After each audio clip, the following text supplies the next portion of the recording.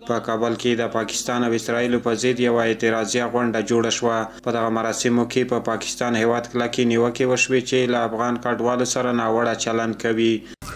جفایی که در حق مهاجرین میشه و بالخصوص از طرف ممالک اسلامی میشه، اینمی اخلاق انصار است، اینمی حافظه تاریخ ما، ارزش‌های اسلامی ما، فرهنگ مشترک منطقه را که مدعی هستیم که ما زاده و زادگان یک فرهنگ مشترک در این منطقه هستیم.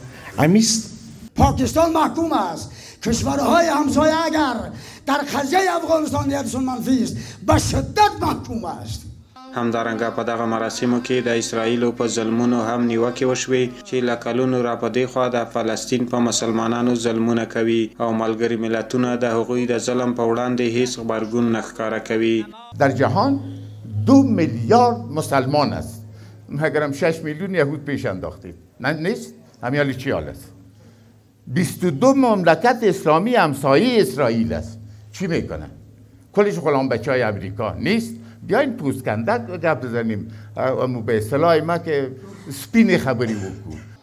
آمریکا و همه کشورها داره حمایت میکنه.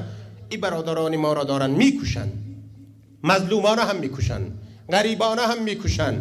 د دغه مراسمو ویناوالو له ګاونډیو هیوادونو وغوښتل چې له افغان کډوالو سره د ناوړه چلند څخه لاس واخلي او د نړیوالو قوانینو مطابق د کډوالو حقوقو ته درناوی ولري. همدارنګه د اسرائیلو د هغه ظلمونو کلکه غندنه وشوه چې د فلسطین له مسلمانانو سره یې کوي.